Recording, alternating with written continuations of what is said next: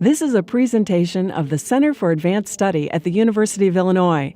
For over 50 years, the Center for Advanced Study has brought together scholars from diverse disciplines and backgrounds, encouraging and rewarding excellence in all areas of academic inquiry at Illinois, one of the nation's premier public universities. For more information about this presentation and other center activities, please visit cas.illinois.edu. Good evening, everyone. I am Leon Dash, CAS Professor of Journalism and Director of the Center for Advanced Study. I am delighted to welcome you all to tonight's annual lecture, one of the Center's most important annual events. For over 20 years, the Center has showcased the work of a CAS professor in this annual lecture. The accomplishments of CAS faculty, past and present, are considerable. Appointment to a CAS professorship is considered to be one of the highest honors that the university can bestow upon a faculty member at the Urbana-Champaign campus. Gene Robinson, CAS professor of entomology, was appointed to the center in 2009, and he is one of 27 current CAS professors. He will deliver tonight's talk, Me to We, Searching for the Genetic Roots of Sociality. I should mention that the annual lecture is usually the big kickoff event in the fall. But because Gene is in such high demand, on campus and off, this was the earliest date we could secure on his calendar. And that's with arm twisting. I would like to say a few words about the Center for Advanced Study, a small unit with a big impact on this campus. Our programs are designed to support the mission of the center, which is to identify and promote the best scholarly and creative work by faculty from all parts of our university. Before I forget, I'd like to welcome Richard Wheeler, our Vice President of the university, here this evening. Good evening, Dick. All right. Of particular importance to the faculty on our campus is the Center for Advanced Study Associates and Fellows program, granting one semester of release time away from the classroom to devote to research. I, along with all the other center professors, meet annually to review all of the applications from departments across campus and select the most outstanding proposals. On behalf of the CAS professors, let me take this moment to acknowledge the Office of the Provost and the Office of the Vice Chancellor for Research, whose support enabled us to appoint 25 associates and fellows this year. These newest CAS appointments are listed on our website. The center coordinates or participates in many of the interdisciplinary intellectual activities on campus, including the CAS Annual Initiative. This year, the initiative is Cultures of Law in Global Context. CAS resident associate Xiao Dan, Faisal Mohammed, Siobhan Somerville lead this initiative. We also produce the prestigious CAS Millicom series of public events as well as talks highlighting the current research of our faculty across campus. A reminder for everyone, the next deadline is March 11 if you are interested in bringing in a high-profile speaker to campus. Finally, I would like to thank my staff at the Center for Advanced Study, Masumi Iriye, Lisel Wilhagen, Cheryl Reeder, and Candace Custer. It is my distinct pleasure now to welcome to the podium CAS Professor of Entomology, May Berenbaum, who will introduce tonight's speaker. Thank you.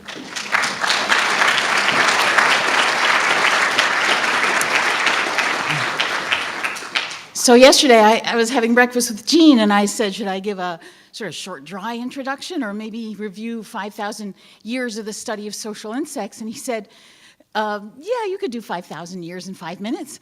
And it was only this morning when I mentioned this to my husband, he said, I think Gene was joking. He said, you could do it, but not that you should do it, but I'm going to do it. So The social insects, bees, ants, wasps, termites, and their ilk, have long attracted attention not only because they're the most abundant animals on the planet, but because they appear to embody so many virtues people hold dear: group effort, self-sacrifice, devotion to youth, and so on.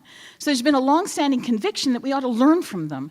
Exactly what should be learned has varied over the millennia, but that we should learn from them is literally a biblical imperative. Proverbs chapter 6, lines 6 through 8, observe, "Go to the ant, consider her ways, and be wise. Without having any chief, officer, or ruler, she prepares her bread in summer and gathers her food in harvest." Famed Greek philosopher Aristotle, in his Historia Animalium from 350 BC, singled out for recognition not just humans, but bees and other, what he called zoopolitica, social animals, those whose function becomes some one common theme, which not all the gregarious animals do. Such are the human being, the bee, the wasp, the ant, and the crane. Rarefied company, although I'm not sure how the crane got in there. Virgil, Roman poet of the 1st century BC, waxed eloquent that the bees, at nature's command, practice common life in society and observe a marvelous order among themselves. The lesser-known Bartholomeus Anglicus, a 13th century monk and scholar, in his De Proprietatibus Rerum, Book 12, wrote, "The properties of bees are wonderful, noble, and worthy, for bees have one common kind as children and dwell in one habitation, are closed within one gate, one travail is common to them all, one meat is common to them all, one common working, one common use, one fruit and flight common to them all, one generation is common to them all. Also, maidenhood of body without wem or moral stain is common to them all, and so is birth also."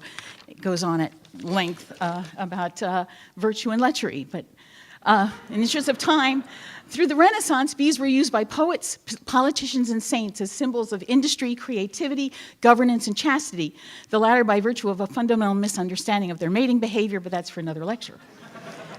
By the 19th century, scientists were as intrigued by the distinctive behavior of social insects as were the poets and philosophers. In 1859, Charles Darwin, in his book Origin of Species, mentioned the social insects as one of the, quote, "special difficulties of the theory of natural selection," and devoted most of chapter 7 to objections to the theory of natural selection as applied to neuter and sterile insects. I've now explained how, as I believe, the wonderful fact of two distinctly defined castes of sterile workers existing in the same nest, both widely different from each other and from their parents, has originated. We can see how useful their production may have been to a social community of ants, on the same principle that the division of labor is useful to civilized man. Ants, however, work by inherited instinct and by inherited organs or tools, whilst man works by acquired knowledge and manufactured instruments. But I must confess, with all my faith in natural selection, I should never have anticipated that this principle could have been efficient in so high a degree had not the case of the neuter insects led me to this conclusion. This is by far the most serious special difficulty which my theory has encountered. Even in modern times, how social insects can act so much like people and so little like the bulk of their insect relatives has remained mystifying. Harvard professor and ant expert E.O. Wilson in 1871 remarked, "The reconstruction of mass behavior from a knowledge of the behavior of single colony members is the central problem of insect sociology." Enter Gene Robinson, who has been steadily one-upping Aristotle, Virgin, Darwin, and Wilson in making quantum advances forward toward a definitive answer to this venerable question. He's managed this feat by combining thorough knowledge of and deep affection for one organism, Apis mellifera, the western honeybee, with a keen appreciation of natural history, relentless ingenuity in designing experiments, and an inexhaustible capacity for applying new technologies to hitherto intractable research questions. No time here for a story of his life, just to say his interest in bees began in Israel on a kibbutz, appropriately an experimental form of human social living, through Cornell for 3 degrees in bee biology, intermittent working as a beekeeper, postdoctoral stints here and abroad, finally the University of Illinois in 1989. With laser-like precision, Gene has pursued twin lines of investigation in genetics and physiology of bees, and his work at both the colony and individual level span a breadth of investigation of social behavior unparalleled by any other investigator working today. Enthusiastically embracing genomics and all that it offers for solving scientific questions, he is now a leading figure among genome scientists writ broad. He is the principal architect of the Honeybee Genome Sequencing Initiative, and was the preeminent spokesperson and coordinator for this massive research enterprise encompassing over 60 scientists on at least 4 continents. Almost single-handedly, he turned Apis mellifera into a modern model organism for understanding all those traits we thought made us human, coining the term sociogenomics to describe the study of the genetic architecture of social animals to characterize the mechanistic underpinnings of the behavior that seems so human to us. Thanks to Gene and the explosion of genome-enabled research that he facilitated, we now know that social interactions can profoundly influence gene expression with remarkable speed and scope, and many of our behavioral quirks, including novelty-seeking, addiction, and aggression, may be hardwired into our sociable genomes.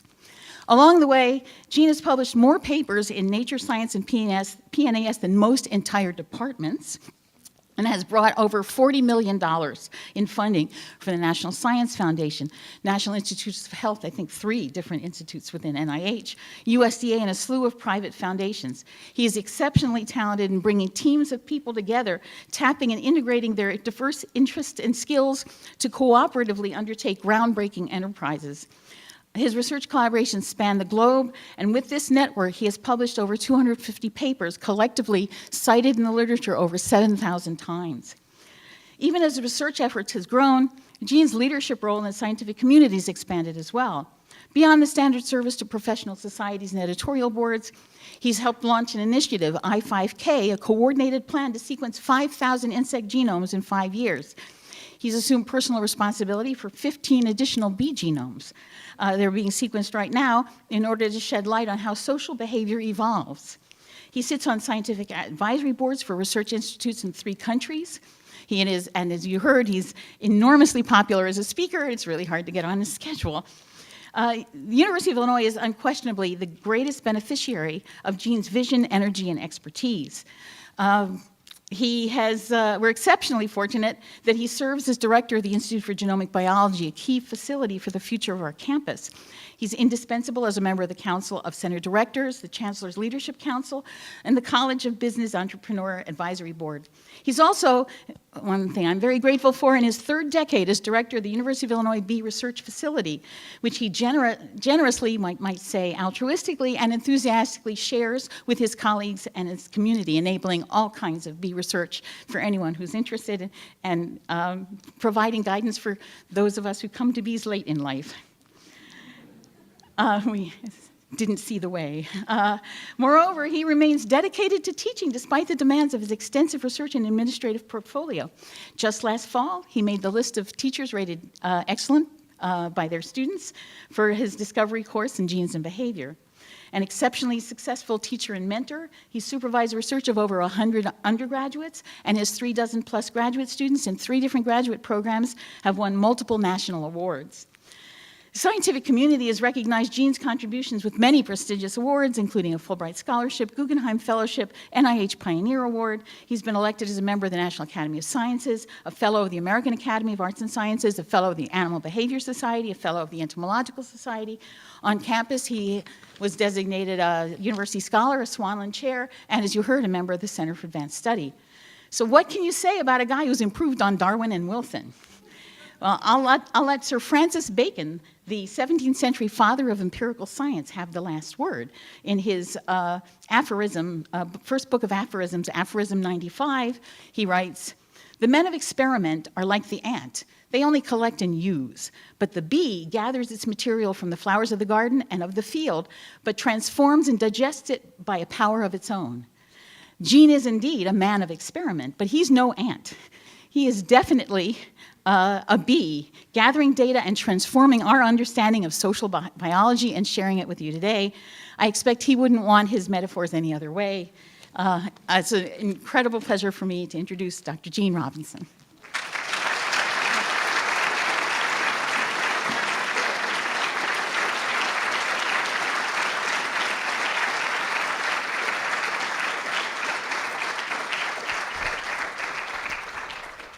Wow. The great thing about having May introduce you is that you feel like $1,000,000, but then you don't have very much time left for the lecture. But I'll take that trade-off any day. Thank you very much. I'm really delighted to be here, and it's great to see so many dear friends and colleagues and students. I'd like to extend a special welcome to members of the Champaign-Urbana community. Thanks for coming out. And if you look around, we're just completely packed, so I'm just thrilled and honored, and I wonder, maybe we're all sick of the luge by now? Is that what's... don't know.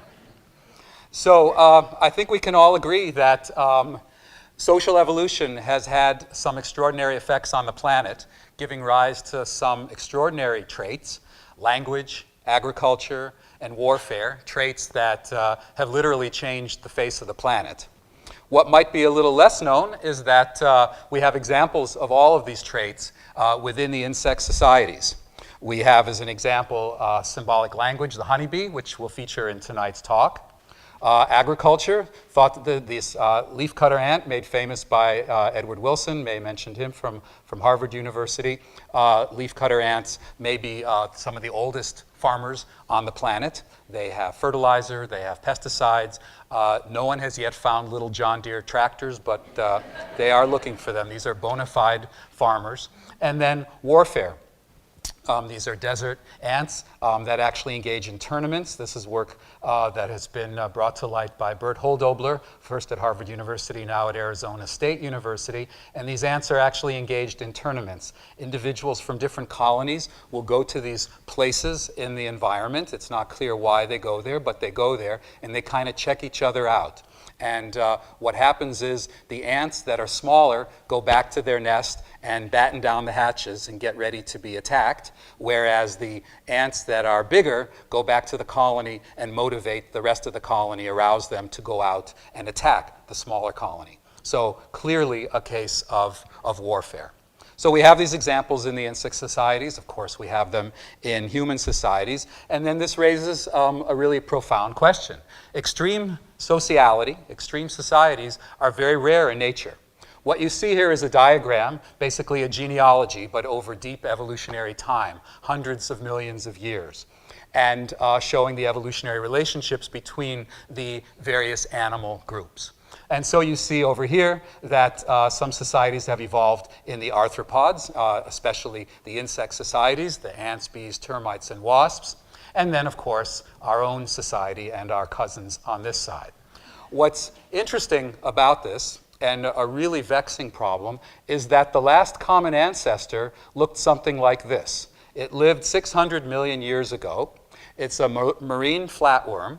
It has a very simple nervous system, no brain to speak of, very distributed nervous system. As far as we know, no social life, and yet gave rise in this very diffuse way to these insect societies and the human societies. This then raises questions. How do animal societies evolve? How are they governed? These are the questions that I'm going to be addressing tonight. Indeed, that research program in my laboratory has been devoted to for the past 25 years here at the University of Illinois.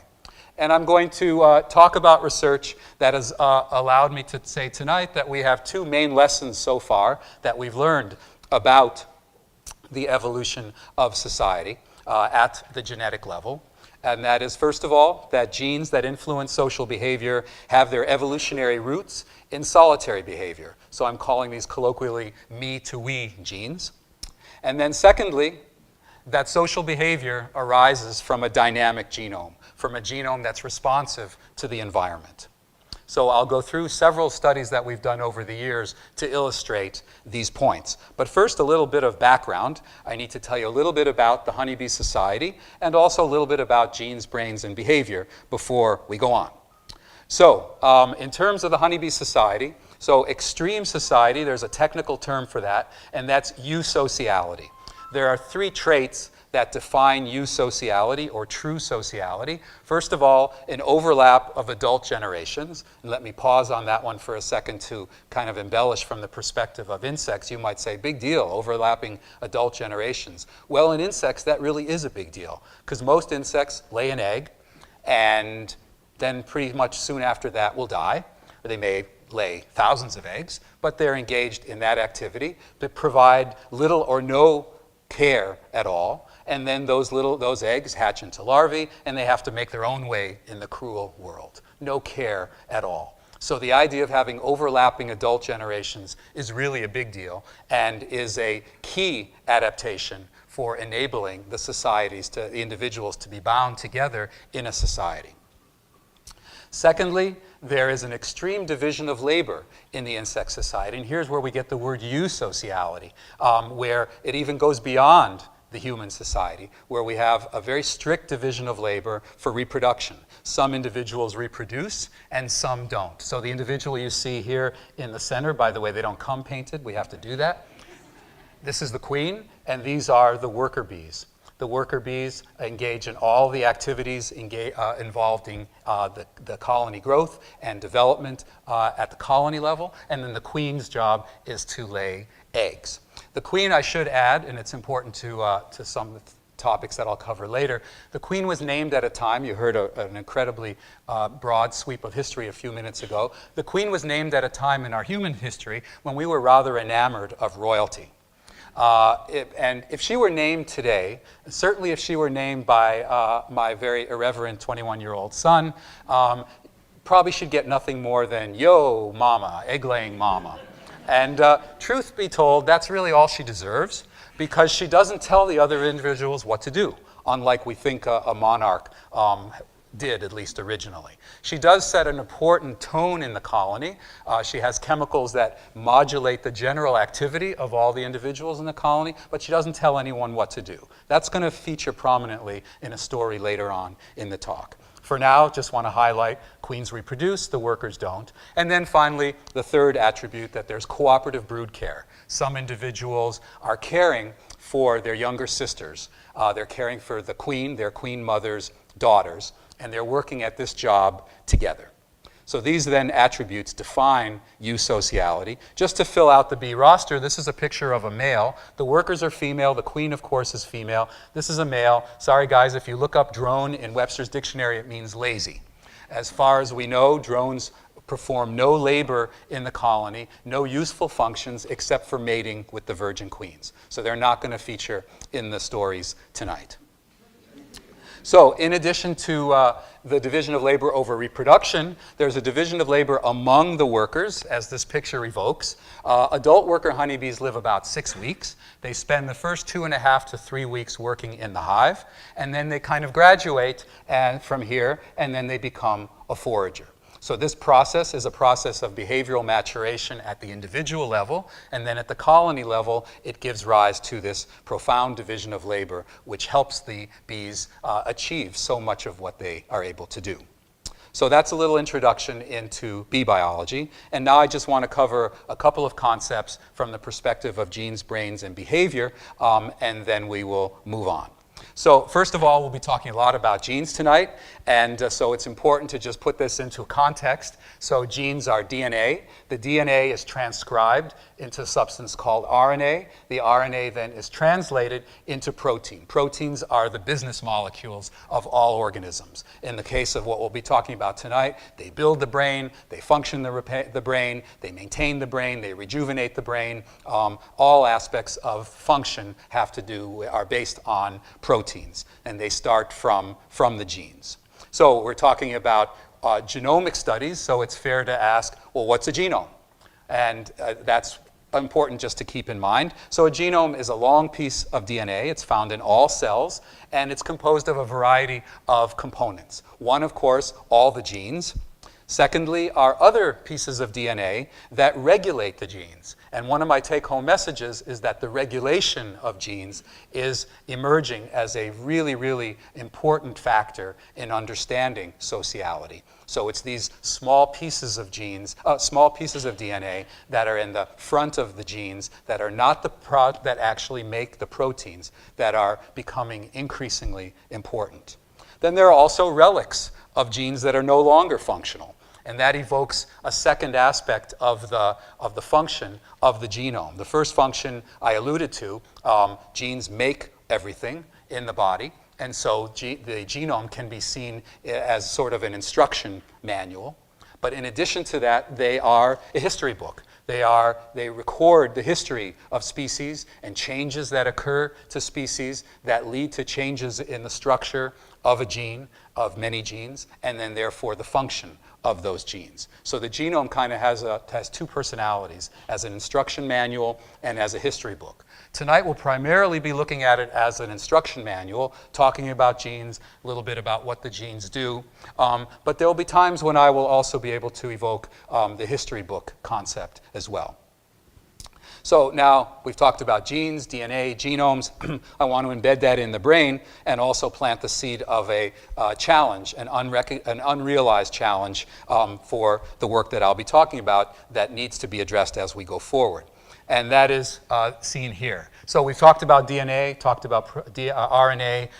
When the DNA is transcribed, that's called gene expression. Gene expression has to do with the abundance of RNA. So if a gene is very active, it's producing a lot of RNA. If it's less active, less RNA. So we talked about DNA, RNA, protein. What I want to call your attention to is the span between DNA and behavior.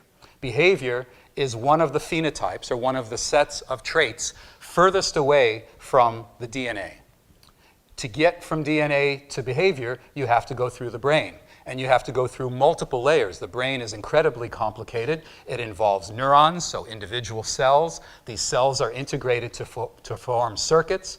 The circuits are integrated into forming regions of the brain with functional specializations, and then together the brain functions to produce behavior. And so we're talking about gene expression way over here, and as I will show you tonight, influencing in very strong ways behavior. And a really pressing challenge we have is, how is it that changes in RNA abundance are able to lead to changes in protein that then work their way through the very many levels of the brain to be able to change behavior? Okay, so with that as background, I'm going to be talking about two lessons. The first one is that genes that influence social behavior have evolutionary roots in solitary behavior. I'll tell you two stories that illustrate this. First, I'll talk about some genes that we studied, first based on what they did in what they're known to do in solitary insects, being involved in feeding-related behaviors, and we found that they're involved in influencing the division of labor in honeybees. Then I'll talk about a brain chemical that's also involved in feeding, but from a slightly different perspective, that's involved in the dance language of the honeybee. So the first gene that we studied that we were able to implicate in the regulation of division of labor, and I'll remind you that's this maturation from working in the hive to becoming a forager, was a gene that was known in fruit flies, in Drosophila, that powerhouse of genetics in biology. This was a gene that was discovered by my colleague Marla Sokolowski at the University of Toronto. And Marla's lab studied a particular behavioral variation in flies. She found that some flies, this is the picture over here, these are the larval flies. Some larval flies, or maggots as they are also known, if you put them on a food medium, they will travel just a little bit here. So let's see if I can show this a little better. Right there. You see they've traveled just a little bit on the medium, whereas this individual is traveling quite a bit further. The Sokolowski lab did a lot of experiments to show this is a genetic variation, that it is in other words, it's inherited. So if you were like this when you were young, when you grew up and had babies, your babies would be like this. So she enabled these sitters and rovers. The rovers moved around a lot more than the sitters. In the early 2000s, this was before we were able to sequence the honeybee genome, and so therefore had very little in the way of reagents to work with. We didn't have the catalog of genes where we can sit back and pick and choose what genes we might want to study. We had to pay attention to what was going on in fruit flies. We saw this gene, and my graduate student at the time, Yehuda Ben Shachar, who got his PhD from the entomology department, now he's on the faculty at Washington University in St. Louis. I had two kids graduated from WashU. You'd think I know their name after writing checks for 8 years.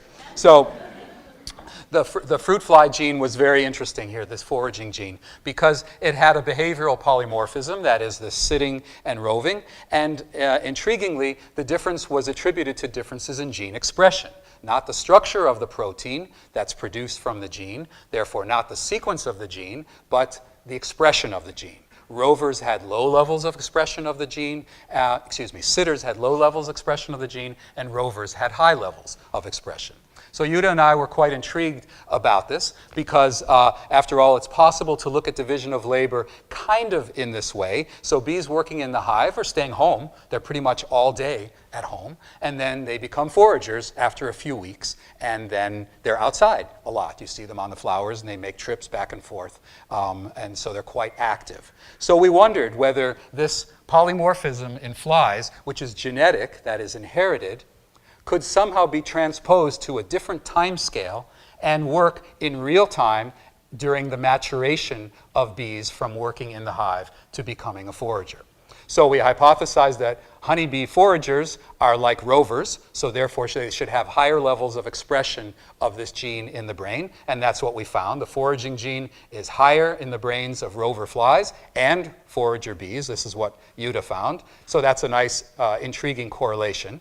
But in flies, you can do the genetic manipulations to show this is causal. You can take a sitter and genetically engineer it to have the rover version of the gene and turn it into a rover. So we did something analogous to that, and that is we manipulated the gene pathway so that it would be more active in young bees. And sure enough, we were able to take young bees, and by upregulating the foraging gene pathway, we could create precocious foragers. Bees that were young chronologically, but they started to forage. So I should have added that some of the stories that I will illustrate by just talking through the results like I just did, and some I'll show you some data slides as well. So we found this intriguing parallel between flies and bees. Flies, they have a very interesting life, very complicated, but not much of a social life.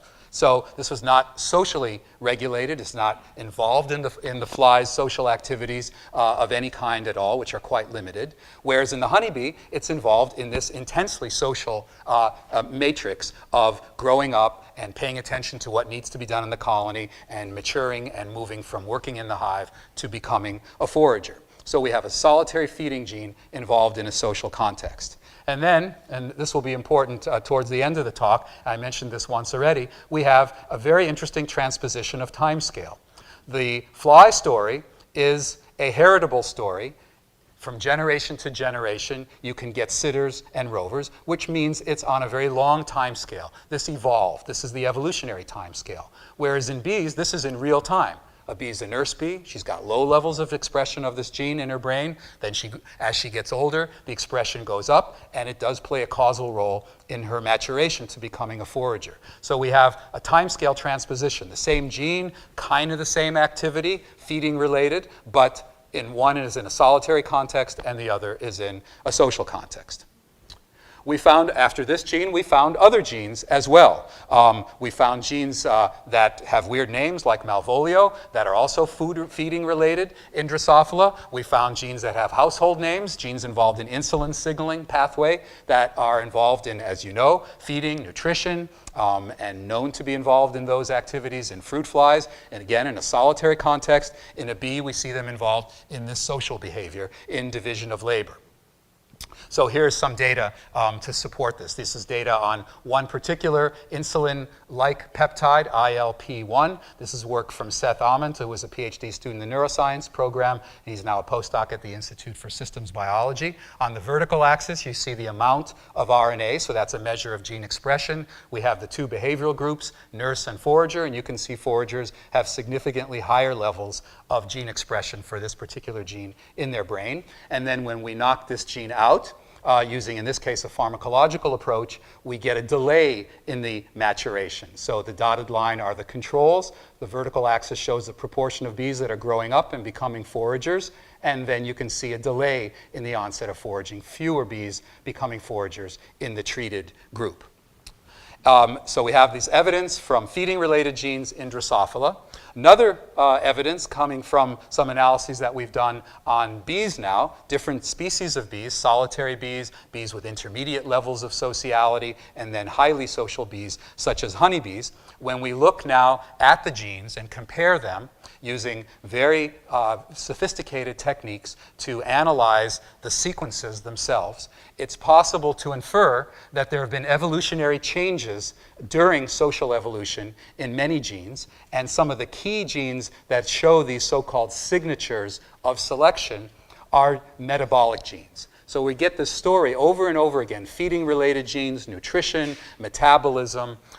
These are genes that are playing basic housekeeping roles, and they have been put in play by social evolution to help underlie these social phenotypes. So when we think about nutrition and we think about metabolism, we think about feeding, it's kind of hard to project them into sociality. We can show the data, but they're kind of nebulous in some ways. They also are quite removed from social phenotypes. So this next part of the talk, I think, pushes this into a little more focused way, and that is by looking at the role of a brain neurochemical, also involved in feeding, but in this case, we've been able to show it's involved in the dance language of the honeybee. So let me introduce this part of the talk with something that might be familiar to you from Valentine's Day. We have no problem thinking about a concept like this, right? Well, okay, how about this? Are bees also addicted to sweets? And then can we push it a little further? Can we say this? Are they addicted to altruism? So I'll show you some data that allow me to at least speculate that that is the track that we are on. So what I'll tell you about is that now projecting this from just a general context of feeding, nutrition, metabolism to something that's reward-related, we're able to, I think, push this concept further and talk about the molecular roots of altruism that lie in selfish behavior. So here's the setup. When a solitary insect finds good food, it eats more. Sounds pretty normal. When a honeybee finds good food, she really doesn't eat more. She certainly doesn't gather more. What does change in her behavior is she comes back to the hive and dances more. And this is not just a random behavior. This is a highly communicative behavior, which I'll show you in the next slide. But the point is, conceptually, the same brain chemical that makes solitary insects eat more makes honeybees dance more. So the same chemical that is fueling a selfish behavior of eating is now fueling an altruistic behavior. You find good food, you don't use it yourself, you tell others about it. So how do bees tell others about it? They use the dance language. This is the language of the honeybee that was discovered by Nobel laureate Carl von Frisch.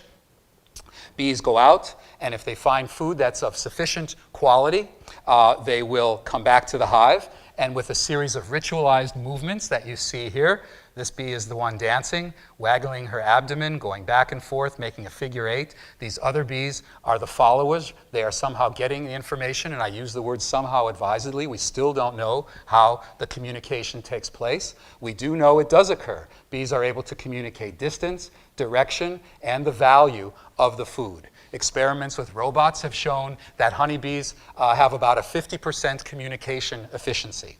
And Julia might kill me for saying this, but being married for over 30 years, 50% communication efficiency is pretty good. It's pretty good.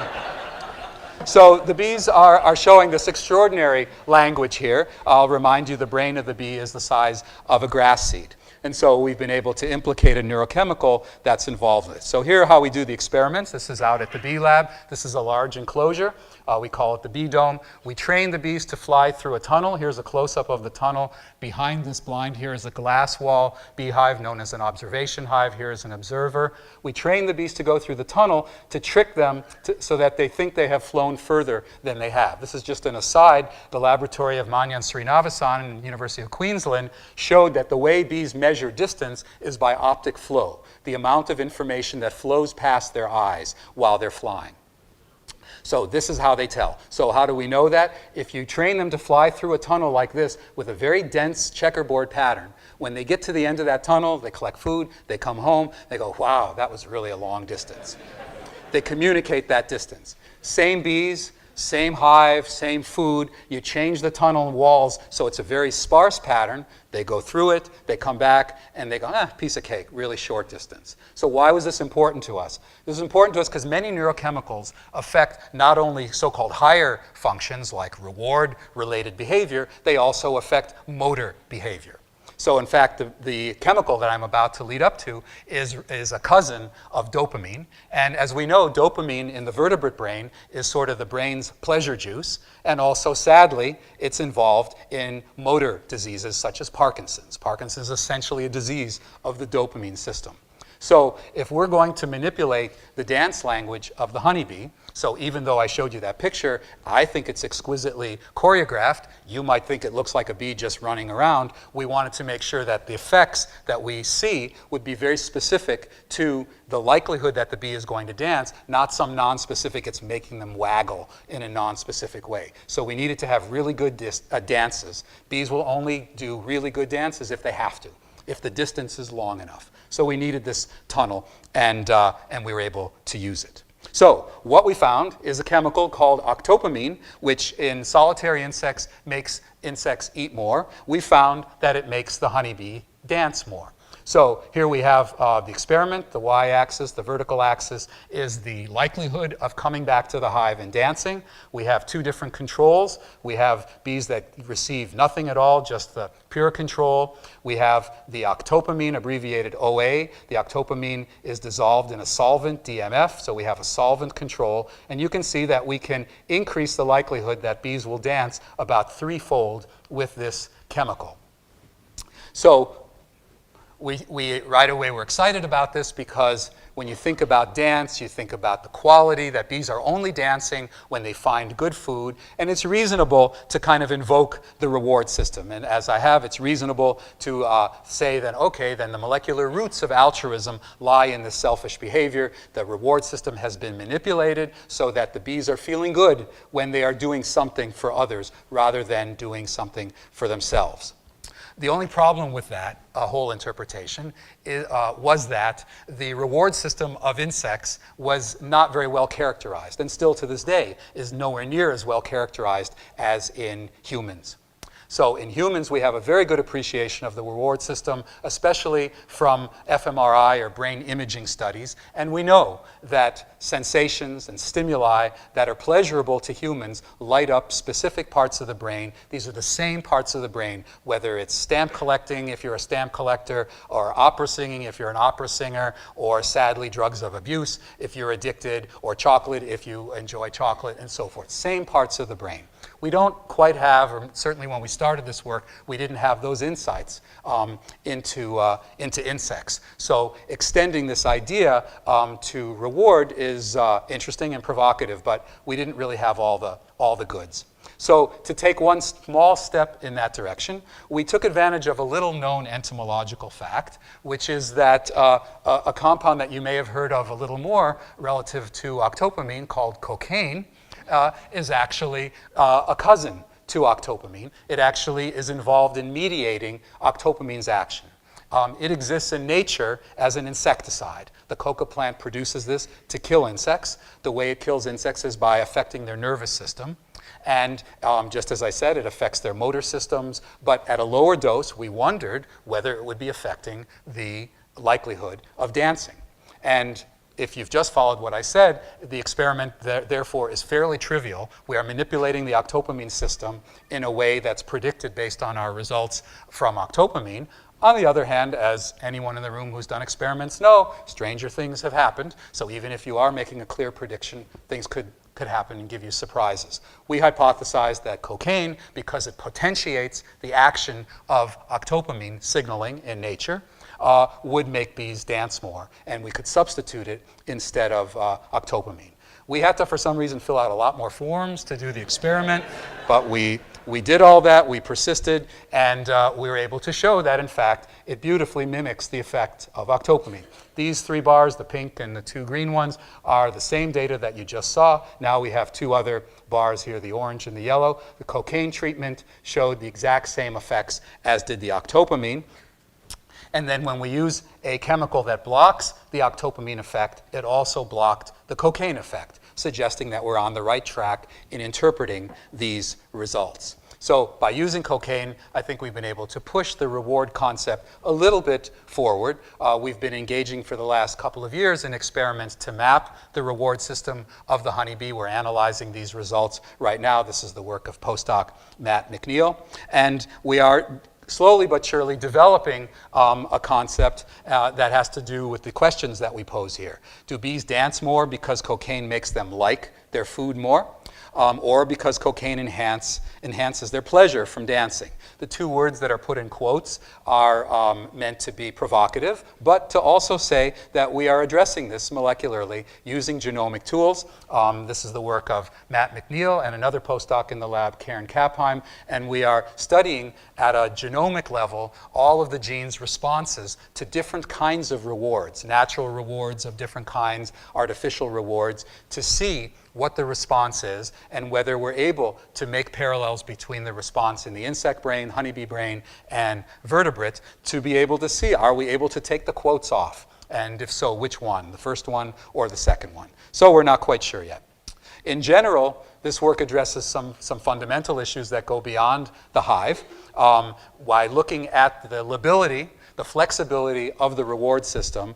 We may be able to derive new insights into addiction, which is a disease of the brain's reward systems. Also, from a different perspective, we're able to get some insights into the very delicate balance between cooperation and competition.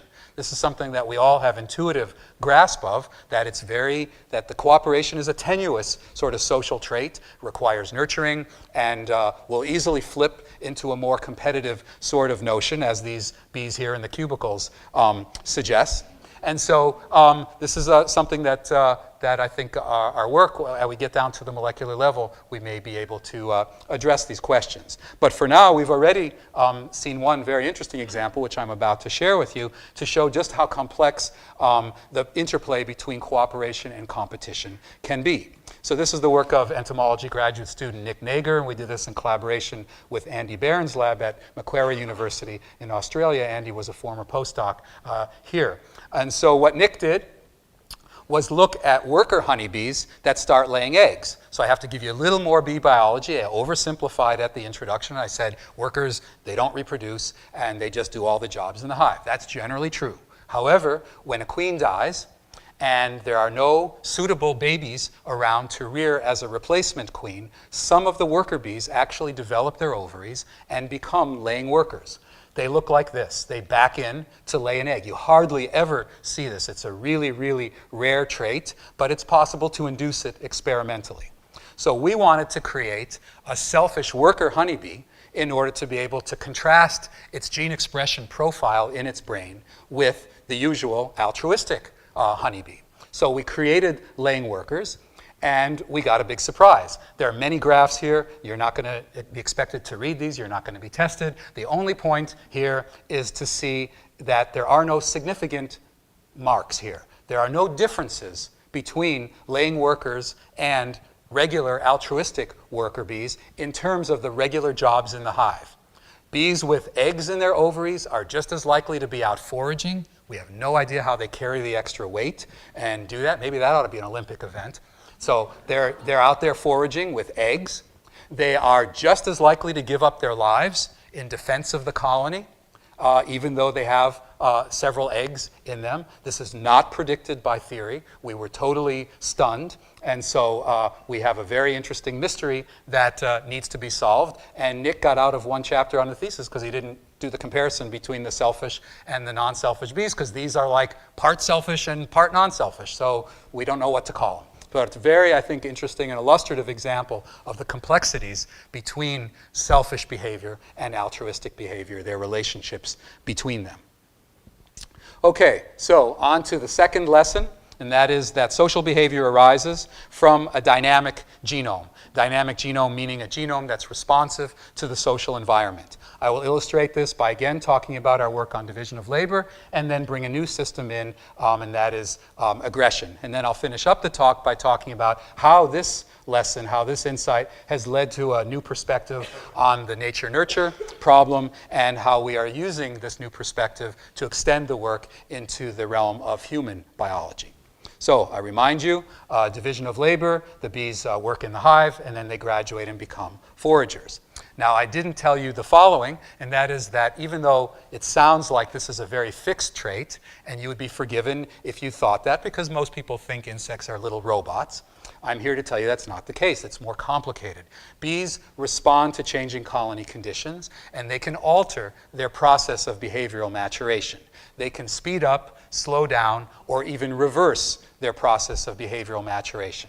If you, as I'll show you experiments in a moment, remove all the old bees from a colony, you will have then a group of very young bees chronologically. Some of them will speed up their maturation and become precocious foragers, sort of like having 14-year-old drivers if you remove everyone on the road who's driving. Scary thought. So precocious foragers.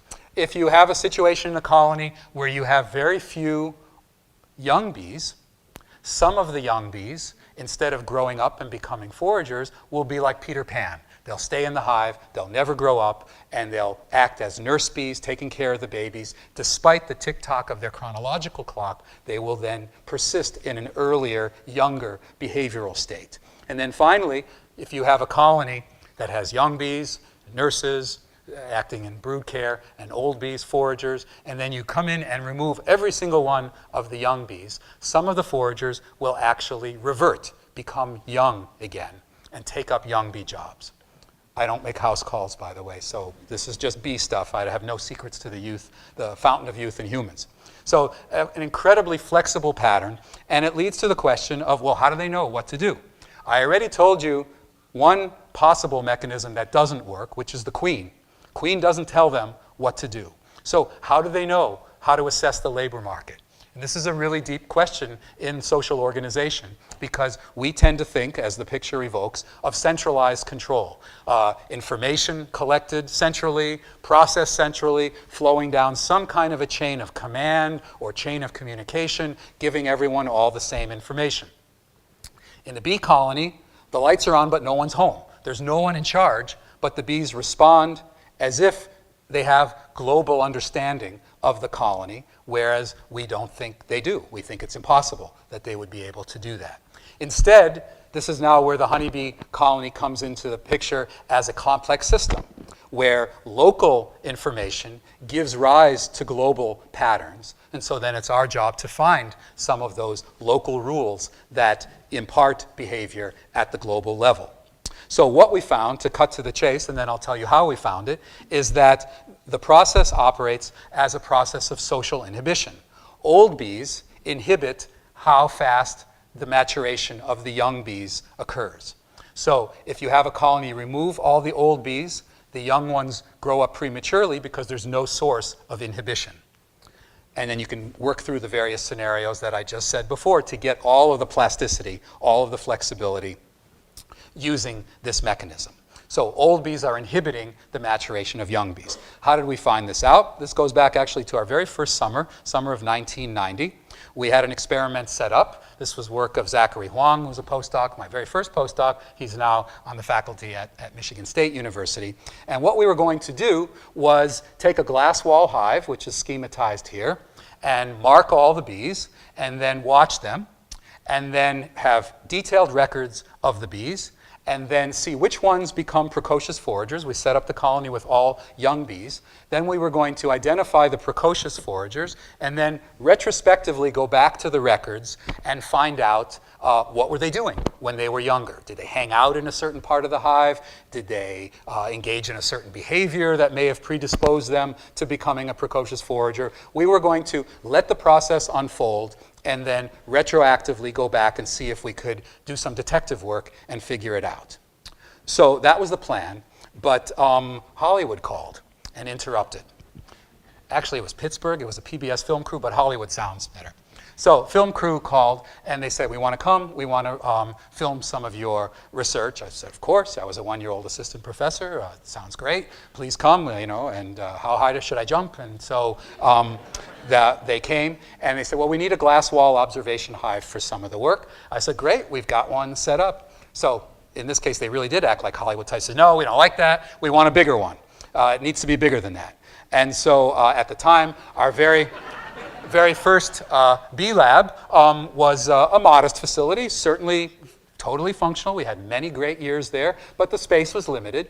And we had a situation where the only place that we could put this Hollywood hive was pretty close to our experimental hive. And the problem there is, even though bees are amazing and they're able to do all these sorts of navigation feats and social feats and so forth, if you put hives too close together, they will mix up.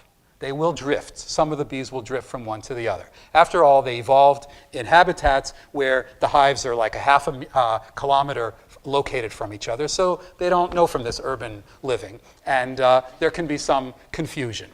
So, but, you know, I mean, Hollywood called, so what can you do? So we filmed and everything was fine. And I asked Zachary after all this was over, I said, well, you know, how's the experiment going? He said, well, actually, not too well. The bees from the Hollywood hive drifted into the experimental hive, and there was no precocious foraging. I said, oh, geez, you know, the pursuit of vanity and glory caused me to screw up my postdoc's very first experiment. I felt really badly about it. And then afterwards, I realized, hey, wait a minute, maybe we stumbled upon something. There are two ways to do experiments in biology. One is to let a process unfold naturally, try to understand what that process is, dissect it in exquisite detail, and so on and so forth. And the other approach is to break it. To break something, break the process that you're trying to study, and then figure out how you broke it. That's, of course, the dominant paradigm in experimental biology, and that's the mutant approach, where you make, if you want to study learning and memory, you make a mutant fly that can't learn, and so on, and then figure out what did you do to that fly. So I wondered whether we accidentally broke precocious foraging, broke behavioral maturation, and thereby discovered it. In other words, I wondered whether the bees that were entering in, of course, are older bees, foraging age, those are the ones that are out, maybe these bees just didn't screw up the hive, but maybe they inhibited precocious foraging. Now, of course, all this is in the realm of anecdote. You kick the tire on a car, your radio goes on, you know, that's not causality. So we went back to the lab to design experiments to test this anecdote, and we found, as you will surmise by the introduction, that that's exactly what happened. So we conducted experiments with the world's smallest beehive, one bee here, no source of hypothesized inhibition. We would then expect that these bees, when placed into a colony after several days of isolation, would be more likely to become precocious foragers, and that's exactly what we found. So if you look at the distribution of foragers and non-foragers as a function of whether they were isolated in their youth or reared in a colony, you'll see that way more foragers, in this case precocious foragers, were from the isolated individuals. Then we also went on an experiment I won't show you to actually recreate the inhibitory experiment, but this time by design rather than by accident, and we would transplant groups of foragers from a typical colony into one of these small colonies, single cohort, age cohort colonies, and we got exactly the effects that we would predict. So we were able to then show that how fast a bee grows up is socially regulated by the age distribution in the colony. The more old bees in a colony, the slower the maturation. This then gave us a very interesting paradigm to explore the roles of gene expression, and this slide here shows two experiments, so I'll take you through them, both very different styles of data, and so let me take you through this. First, I want to lay this out for you. Each of these rows represents the expression pattern of a single gene. So you see altogether about 500 genes here that are depicted. Each of these rows is a gene. Each of the columns is an individual brain profile. There are 72 individual brain profiles here, and they belong to one of 6 different groups. We have the two typical groups, young nurse and old forager, and then we have the experimental groups that I was telling you about before. Young nurse, that's the typical group. Young forager, which is circled here, those are the precocious foragers that I've been talking about. And then we have the flip side. We have the foragers that are typical age, and then the old nurses, the Peter Pan bees that don't grow up. So what this is the results of experiments monitoring now, not just one gene at a time, like we've been talking about before, but literally all the genes in the bee genome. This is a technique that was developed in the late 1990s. This was the first technique used to monitor all the genes. This was called a microarray. I'll show you a picture of a microarray shortly. The field is so fast moving that it's now almost embarrassing to show microarray data. Now everyone sequences the RNAs as individual transcripts and then produces data on gene expression based on that. But this is a classic experiment that told us a lot of really important information. So this then is a summary of the predominant patterns that you see of gene expression. And this is the pattern where there were big differences in this set of genes. These were upregulated. Greater than twofold is yellow, less than 0.5, so these are downregulated. The blue, the yellow is upregulated. So these genes were upregulated in nurses, downregulated in foragers, and then another set were reverse, upregulated in foragers, downregulated in nurses. So we see profound differences in the brain gene expression profile of a nurse bee and a forager. These are not genetic differences. Remember, every bee grows up and becomes a forager. These are maturational changes that occur real time, just like in the way I was talking about the foraging gene at the beginning of the talk. So we have these big differences. So the stage is set to see how strong an influence is the social environment on this process. And for that, we look, first of all, and I'll highlight tonight, the precocious foragers, YF.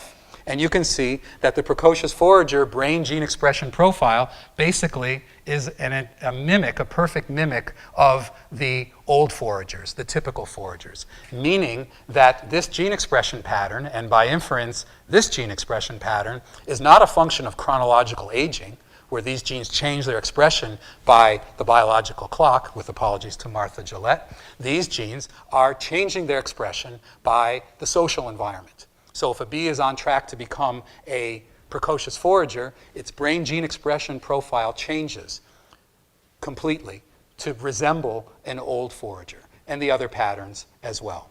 So 40% of the genes in the bee brain show social regulation of expression, a massive effect. I mentioned that there's social inhibition, and I said that this process is old bees inhibiting the maturation of the young bees. In addition to that, the queen also produces a pheromone known as QMP, seen right here. Queen pheromone also delays the onset of foraging, and so this work was done by Charlie Whitfield, who was then a postdoc in the lab, and now he's on the faculty here at the University of Illinois in our own department of entomology. Christina Grosinger, who was also a postdoc at the same time, showed that this queen mandibular pheromone, QMP, also acts on brain gene expression in the predictable way. It delays the onset of foraging. And so what you see is that the genes that are activated by QMP are on the nurse list, are on the genes that are upregulated in nurse bees, and it inhibits genes that are upregulated in foragers. So it's one of the mechanisms to keep the bees down on the farm, affecting brain gene expression and downregulating foraging type genes, upregulating nurse type genes. So all in all, Charlie's and Christina's work was the first evidence social regulation of brain gene expression on this massive scale. And then the final example has to do with aggression. This is my Patty Hearst slide right here, Patty Hearst image. Oh, that's great. When I show this in class, kids don't get it anymore. It makes me feel really old, so thank you very much.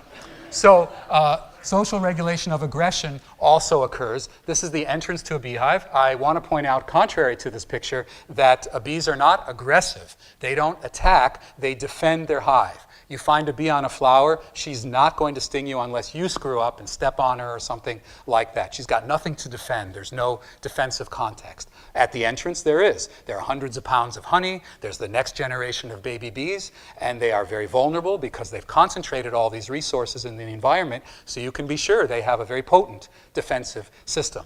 They have specialized groups of individuals, guards, that patrol the entrance. They act like bouncers. They can detect who belongs in the hive and who doesn't belong in the hive, whether it's something that looks nothing like a bee, like an ant or a frog, or whether it's a bee from another colony. They can also tell that as an intruder. They will release a social signal, an alarm chemical, an alarm pheromone that galvanizes the other bees to rush to the defense of the hive. The first group of bees that respond are bees that stay deep inside the hive. These are the soldier bees. They are the same age as foragers, but they either don't forage at all or forage much less, and they serve as the colony's first line of attack after the colony has been provoked. They fly out, they search for the object that has been marked with the alarm chemical, and they sting.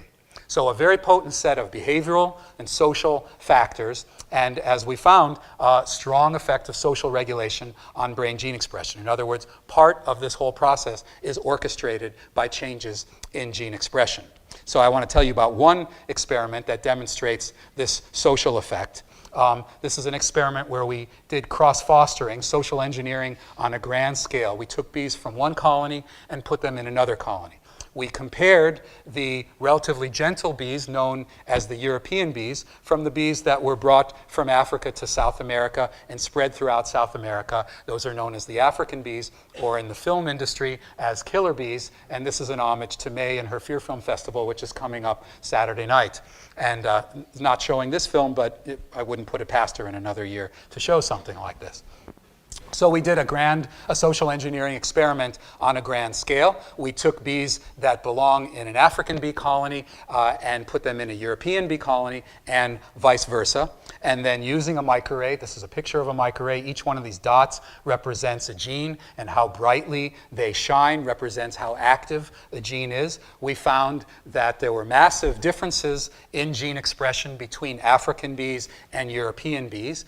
And in addition to that, massive differences due to what hive environment, what home they were living in. 25% of the differences in gene activity were due to whether they were in an African bee colony or a European bee colony, regardless of their personal genetics. So a very strong effect of their environment.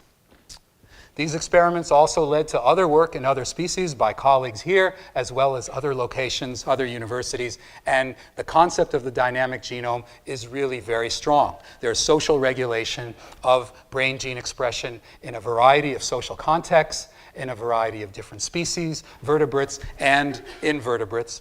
And we have an emerging picture of a new view of how to look at the relationship between genes and behavior. So here's the old view, which, by the way, is alive and well in many contexts, where there's a deterministic relationship between genes and behavior. There are variables between individuals giving rise to some variable aspect of the brain at the molecular level, RNA, protein, leading to then variation in behavior. And this model was the only model we had before genomics. And while it explains a lot in animal behavior, social scientists rejected it because it didn't capture the kind of flexibility and dynamic nature of behavior, which is what social scientists study. So we had a situation starting in the 60s and the 70s where social scientists rejected the biological model of behavior and kind of threw the baby out with the bathwater, rejected biology. And so disciplines today reflect that. You can get a degree in leading institutions in sociology or psychology and not have to know a lot about the neurobiology and behavior, neurobiology and molecular aspects of behavior. And I think this provides a new paradigm, the dynamic genome, for helping us to integrate the social sciences with the life sciences. And I'll tell you, in finishing up, of some of the new endeavors that we have going here. But first, let me finish the thought. So this is the old view, and it's been reasonably accepted for certain kinds of behavioral traits. We have no problem looking at the Manning family and saying, yep, the apple doesn't fall far from the tree and all that sort of stuff. But when we get to certain behaviors related to learning and memory, related to intelligence, related to personality, there's still a lot of unease about the relationship between genes and behavior using the traditional deterministic model, because it paints a kind of a very sinister view of the relationship. And of course, we, as I say, in the very first day of my genes and behavior class, the study of the genetics of behavior is a field that has a legacy of shame to live down, and it is one of the fields of science that has done the most harm to humans. Eugenics, the Nazis, Holocaust, all those sorts of things were done with scientifically inspired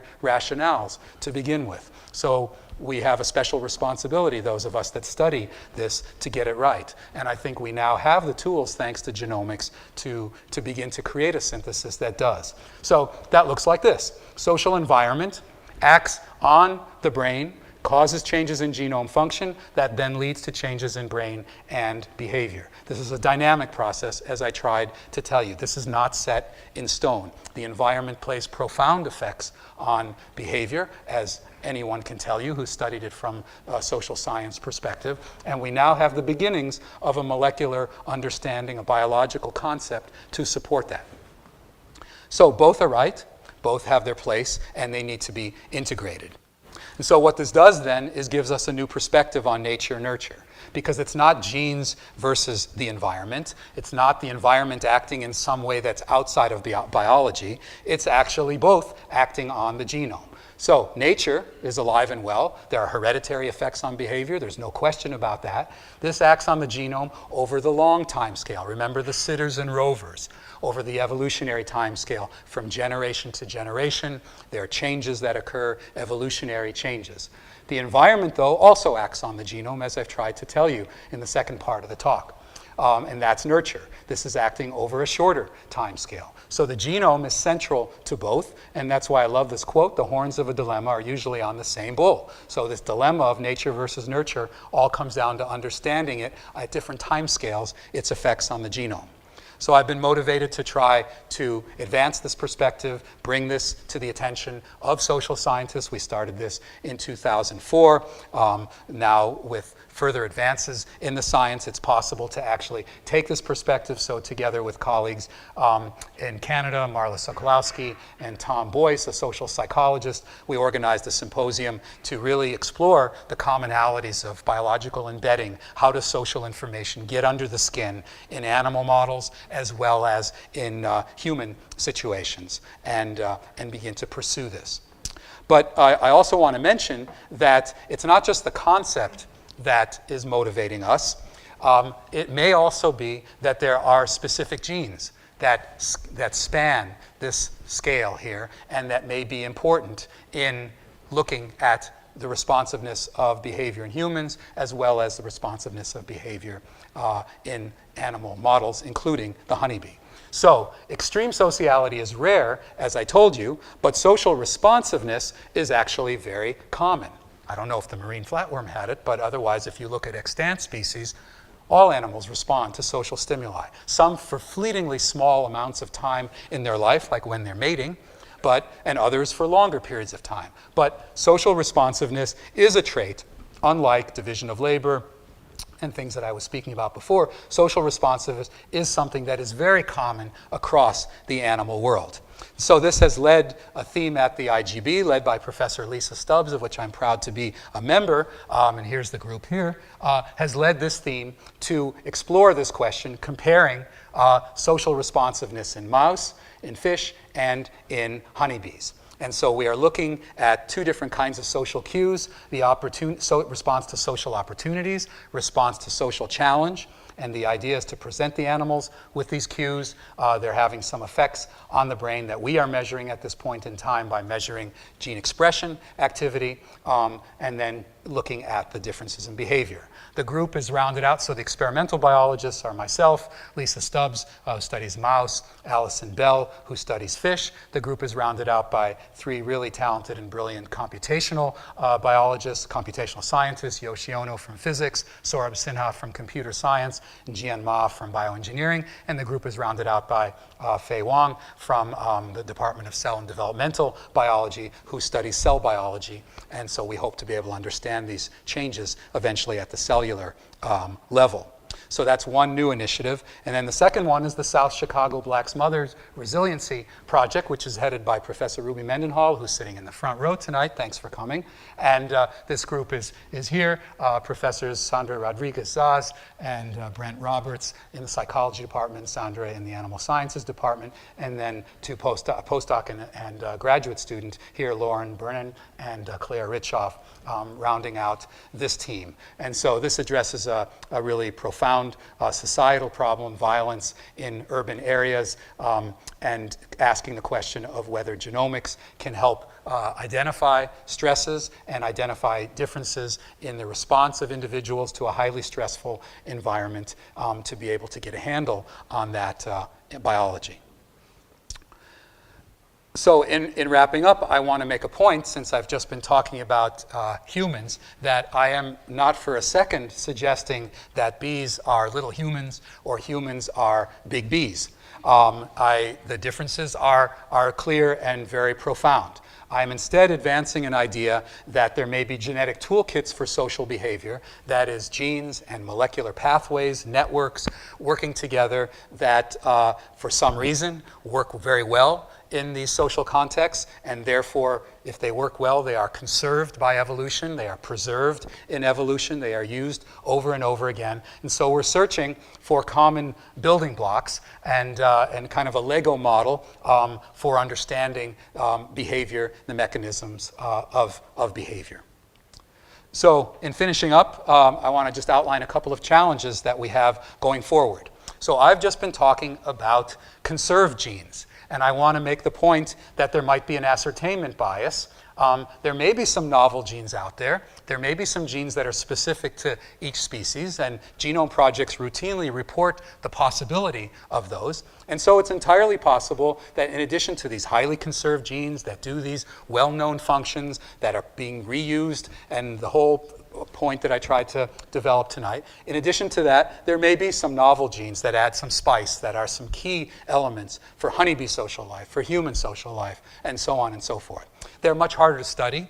We don't yet have the tools to study them really rigorously, because we really only have a few hundred species at the most of genomes sequenced so far. So we need thousands, millions. We will have them in a few years, and then the fun will really begin to be able to look at comparing conserved genes and novel genes. Second challenge we have is, I mentioned that the genome is socially responsive. But let's take a look at that sentence for a second and think about that. Genes can't see, they can't hear, they can't taste. We are asking the question then of how can the genome, which resides inside the nucleus, inside the cell, inside the brain, inside the organism, how is it responding to a wink or a nod or a gunshot? How is that working? What are the sensory mechanisms that are involved? How are they processed in the brain to actually trigger and orchestrate these exquisitely choreographed changes in gene expression? We are a long way from understanding this, and this is a segue to the third challenge, which is right now we have a really big problem in neuroscience, which is that we have two narratives that explain behavior. Both are really great narratives, full of rich detail, but they don't talk to each other, they don't communicate with each other at all. It's very much like the two blind men and the elephant, touching different parts of the elephant, describing it in great detail, and have no clue that they're looking at the same thing. We have a molecular pathway understanding of behavior, some of which I shared with you tonight. And it's a very rich field with many organisms providing a lot of information. We also have a very well-developed neural circuit perspective. Electrical activity changes, moment-to-moment changes in the electrical activity of neurons and giving rise to electrophysiology, neurophysiology. The molecular pathway is on a longer time scale, minutes to hours to days. Changes in neural circuits happen instantaneously. Both can explain behavior, and we need badly to understand how these two come and register. We have a lot of ideas on campus. The Obama's Brain Initiative led the campus to come together under the leadership of Neil Cohen, the director of the neuroscience program, and we are planning efforts to try to go after some of this new money to be able to map the neural circuits and be able to try to connect them to the molecular pathways. Then the final challenge is that this new field of genomics has really burst on the scene, and the amount of data that you can collect in genomics is unparalleled relative to other fields. And it now outstrips our ability to be able to collect data on the traits that we're interested in. So in my case, behavior. So we can get more information on gene expression more quickly than we can on behavior.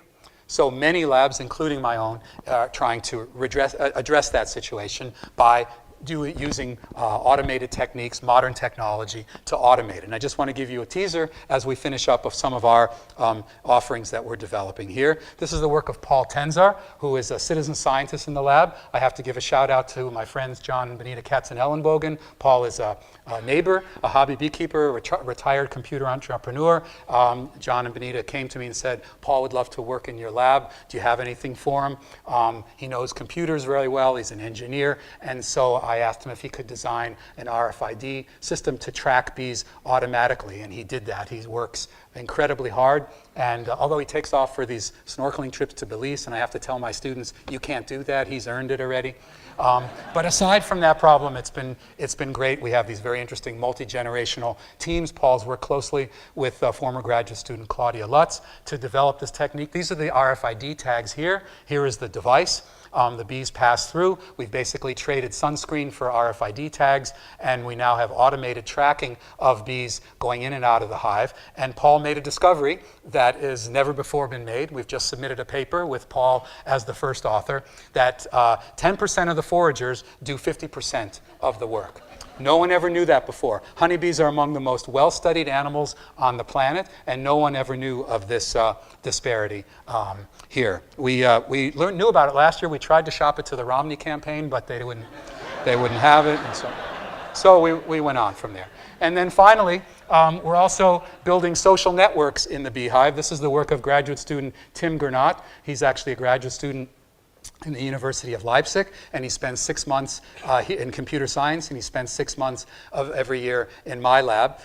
He's not using RFID tags, he is using barcodes. He's designed these barcodes, he's designed the software to read the barcodes. Every one of the bees has a barcode, and then he has designed machine learning paradigms with an automated camera, takes a picture every second, 24/7 around the clock. We have the first terabyte-sized data sets for bees. And then he's devising software to be able to identify social interactions. He's working closely with members of Nigel Goldenfeld's lab and Harry Dankowitz's lab, both very quantitatively oriented laboratories. And this is some preliminary results of the very first social network in a hive based on touching and contacting each other. And we have some intriguing observations. First of all, the queen is one of the most well-connected individuals. That's sort of a ground truth. That's what we would expected. What we expect, some of the workers actually approach the queen and contact her,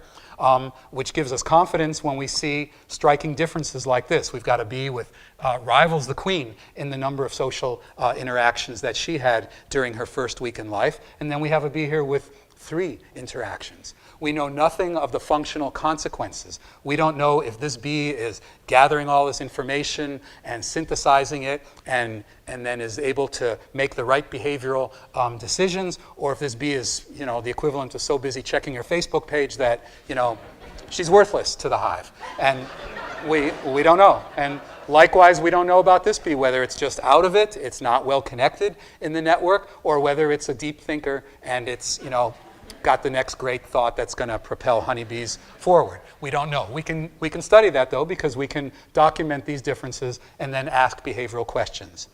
So we're very excited about these methods and then connecting them up with the genomic methods to link the molecular understanding with the behavioral understanding. So in closing, I've tried to share with you 2 lessons that we've learned so far, that genes that influence social behavior have their evolutionary roots in solitary behavior, and secondly, that social behavior arises from a dynamic genome. This squarely puts the focus on gene regulation, on the when, where, and how questions of genes. And so we're going to be relying ever more on studies of gene regulations and our colleagues in systems biology and in computational biology to understand the complex networks that orchestrate genes, embeds them in networks, and gives rise to the amazing behavior that we see in honeybees. I want to close by acknowledging the people whose work I spoke about. I'm not going to go through all these names. I think I managed to mention everyone I wanted to, but I do want to give a couple of special shout outs tonight because it's rare that we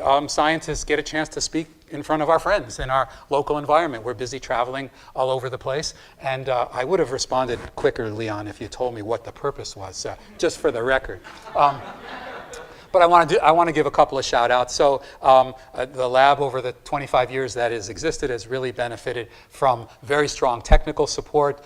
Karen Pruitt, who was our B lab manager for many years, Tom Newman, who was our molecular lab manager for many years. They both retired. They've been replaced by two fantastic individuals, Charlie Nye, doing a great job at the B lab, and Amy Ahmed Kash, who's involved in our molecular lab and organizing it and managing it. And a special shout out to Edwin Hadley, who's been a graphic artist, who's produced slides for me for probably 15 years, and who I've never been able to take along with me on a business trip. And so it's a pleasure to be able to say thank you, and I hope you enjoyed the slides that you see and that everyone has looked at tonight, and they were the product of his work. And then the last shout out, and he's going to hate me for doing it, is our former department head, Stanley Friedman, who made a special effort to come here tonight. And I think it's a measure of the esteem and respect that so many of us still have for Stanley, that we're still in touch with him regularly over 20 years since he has retired. Stanley is the one that hired me 25 years ago. So thank you very much. I'll be happy to take your questions.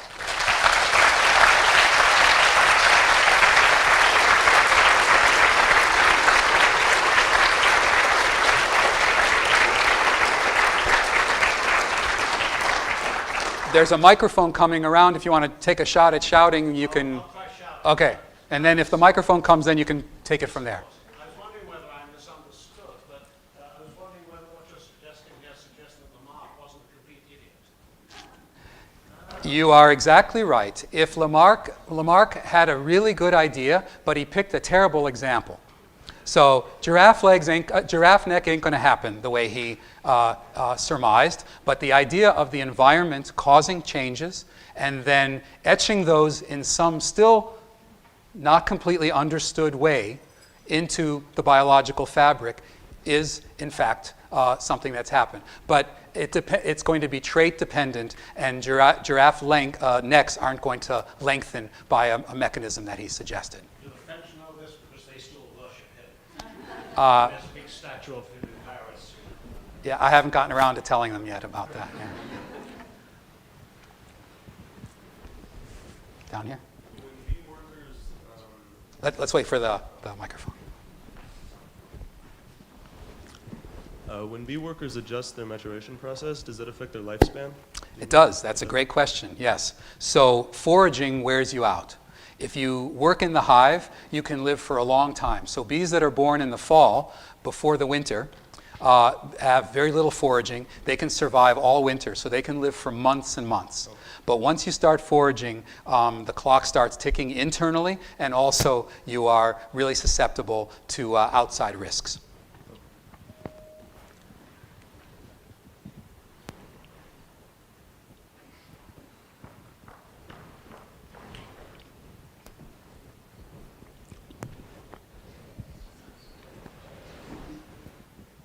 I can't remember the name of the dopamine equivalent, and it's the Octopamine? octopamine. Mm-hmm. So is the idea in the 10% of the bees that are doing 50% of the work, maybe that they have more octopamine receptors, or they're producing more? They're getting a better feeling for doing that than the other ones? It's a great idea. We haven't put the two studies together. So Paul's discovery was just made, and we've substantiated it in Nigel's group with modeling.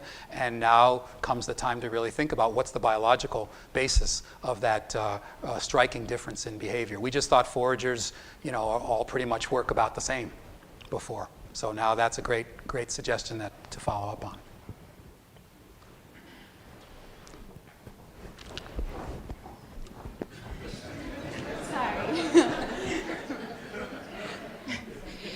You spoke about the great complexity of the distance between DNA, RNA, proteins to behavior. How do you suggest that we best treat that? And also you mentioned the importance of the scientists, the natural scientists and social scientists working together. And many of the social scientists are really looking at the behavioral change and what's happening in society. I'm so impressed with the teams that you mentioned. I would just love to learn a little bit more about how do we address this complexity in terms of getting from the science to action on the ground. Yeah, those are two great questions. They have very different kinds of answers.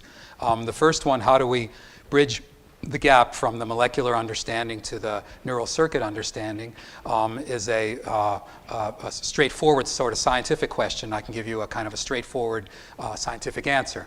And that is that we need to find experimental models that are tractable in both of those contexts, where we can study changes in the electrical activity of neurons in circuits that are somewhat understood, and where we can also study the molecular changes and start to put them together in a very explicit way. The second question, as you know, we struggle with this. You're in the group as well, and we're trying to gain some traction on this. And I think Ruby is pioneering this work with her system, where you start with a established social science paradigm where you know a lot about it, and then you attempt to layer in the genomics. And so Ruby has a hypothesis that some of the genomic changes associated with stress and immune function are going to be manifest in individuals that report feeling high levels. So that may sound like a small step, but it's a huge step to be able to ask, is the biology that we understand, the biology of stress that we understand today, does it extend to this paradigm? So we have this group that addresses this question that includes biologists, includes social scientists, and we're trying to integrate it. Martha. So Jean, I may be a biologist, but much of this is still new to me. It's fascinating that the switch between living a solitary life and a communal life is based on the feeding genes. Mm-hmm. And so I'm wondering whether those bees that live deep in the colony and are not aging very fast, right? Versus the ones that are roaming around. What is the switch there, and why do they live shorter once they start roaming? Is their metabolic rate changed, or is there something about living the fast life causes the aging genes to be turned on? What's your interpretation? Yeah, those are great questions. When a bee works in the hive compared to then becoming a forager, there are many changes that occur. Changes in brain structure, changes in brain chemistry, and yes, changes in metabolic activity. The metabolic changes are really intriguing because at the whole body level, the bee becomes more metabolically active, as you might think, to support a foraging machine. But the brain has a profound metabolic shift and is less metabolically active in terms of the principal method of generating energy, which is the oxidative phosphorylation system. So postdoc in the lab, Claire Richoff, is studying this and how this is involved with aggressive behavior, because this is where we see the biggest change. Aggressive bees that are aroused, have low levels of brain metabolic activity, and it seems very counterintuitive. And it's opposite to the whole body levels. So we are trying to understand that. So I can just say that there are huge differences, and we're describing them. We don't understand them yet. Yeah, sorry. So it seems to me that essentially the case you're making is that society is kind of an emergent behavior coming out of individual behaviors, interactions amongst a mass of, individuals in an organism. So there's quite a bit of, emergent behavior study in, say, morphology and morphogenesis, where there's predictable patterns that would emerge based on, that you can test by tweaking individual genes. So do you think something similar can come, say, based on the social network kind of thing that we're showing in the end, where you could come up with a pattern of interaction that might arise from individual gene changes, and would that be testable eventually? Yeah, that's a really brilliant question, and that is the implication of the work. The missing piece, though, here is, and this is what the last work gets at, how uniform are all the components? many of the models of complexity that you are alluding to are rather anonymous about the individuals, or treat them as individual agents. And that is pretty much what we thought the honeybee situation was. But Paul's work and Tim's work suggest that there may be even more complexity. There may be, hub bees that are really key parts of the network. And so after we get more of these kind of data, we would like to do experiments where we remove certain bees that seem to have large amounts of social interaction. And does the network fall apart, or what? One hint that we have about the resiliency is, I said this 10% perform 50%. So the last experiment that Paul and Claudia did before we submitted the paper is they removed those 10%. What do you think happened? Yes. Other bees took over this elite job that we were saying, wow, these 10%, they're really special. You remove them, other bees took up that job, and we know from their behavioral records that they were very low-key prior to that removal. So they have the capacity for that elite level, but it doesn't happen unless the societal needs manifest themselves.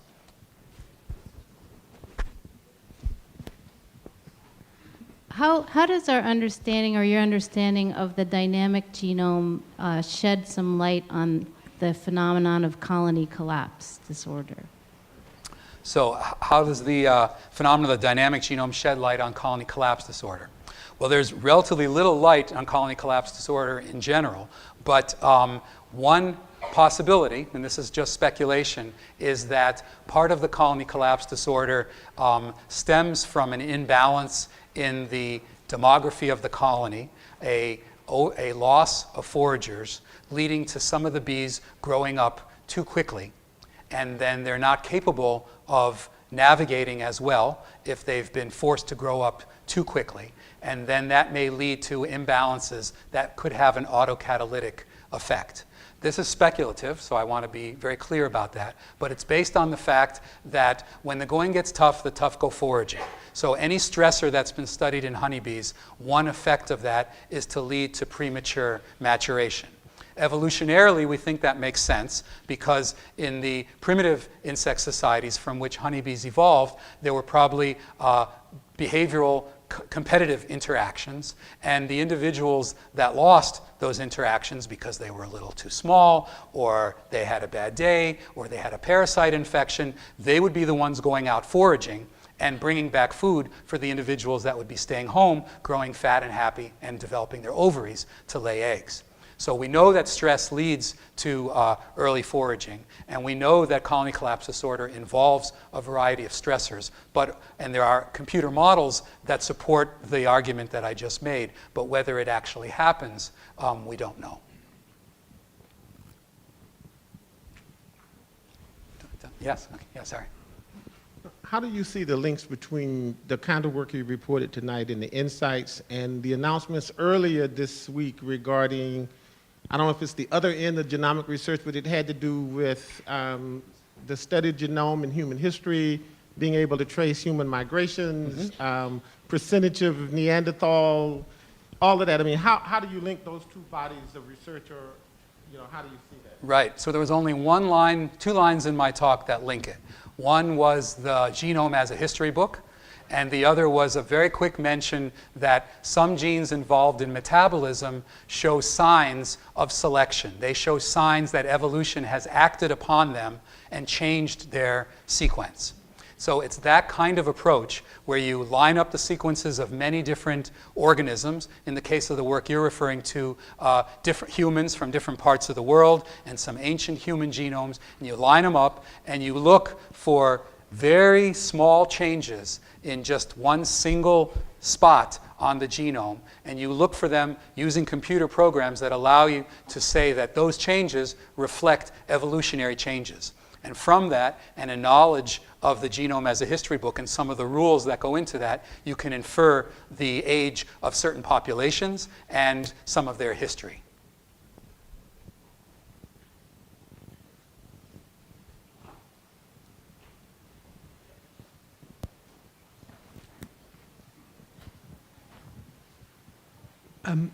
In the hive, does it matter who dad is? And I guess, why is there one queen but a few drones? It matters very much who dad is. And in fact, queens mate with up to 20 different males. And so the colony is kind of a postmodern assemblage. So you have a set of individuals that share two parents coexisting with other sets that share a different father but the same mother. And there are genetic, in this case traditional genetic heritable differences in behavioral proclivities as a result. They don't dominate the landscape, they are influences. So if you're going to be a scout, if you're going to be a soldier, if you're going to be a guard bee, who your daddy was has some influence on that in a measurable way, but not a dominant way. As to the question of why the queen mates multiply, there are a number of theories there, because mating is a very risky behavior in general for all species. It's a time when you're occupied with something else, and so you are less vigilant, you're less able to devote time to watching the horizon for a predator, you certainly don't have the time to eat, you're doing something else. So it's a risky behavior, and theory would predict that you would minimize the time that you're engaged in that. So the mystery in honeybees is quite interesting, because the amount of sperm that a queen can get from a single male is enough to set her up for life. Insects, and honeybees have this, have an organ to store sperm. They can store sperm at room temperature for years. Sperm banks would love to know the secrets for that.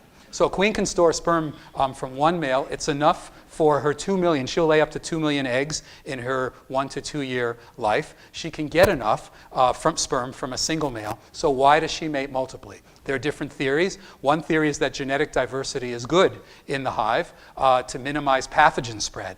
So you have a pathogen might knock out one mating, the progeny of one mating, but another mating progeny will be resistant. So that's one possibility. Another possibility, and there's good evidence for this, another possibility is that a more genetically diverse workforce performs more efficiently, because some will be more likely to do a particular job. They'll jump on that job first, they'll get it done, and then make it less likely that others need to do that. And you have a little bit of genetic specialization, and there's good evidence for that. And so it looks like a trait as striking as multiple mating may actually have been fueled in social evolution and natural selection by multiple imperatives. Okay, I think we're going to take one more question, and then we'll go to legislative. Yes, Thank you for your lecture. I'm wondering if you could comment, perhaps this is a broad question, so briefly, on how or to what degree commercial beekeeping, or the intensification of commercial beekeeping since the mid-19th century, has altered the sociality of honeybees and its biology. Mm-hmm. Yeah, so that's a very intriguing question. Apiculture, beekeeping has gotten very intense in some parts of the world. I'd say we see no evidence for changes in social organization at all. The basic patterns that are observed, that I talked about today, one sees in commercial hives. What we do see, though, is certainly they are exposed to an array of environmental insults like they never before have been. And these sublethal, some of these effects are lethal, some of them are sublethal, but they're having insidious effects on behavior, certainly on their longevity and how robust they are. And so while we've not yet documented any effects on social organization, it's not out of the realm of possibility that there are some subtle effects that are occurring. But we don't have any information on that.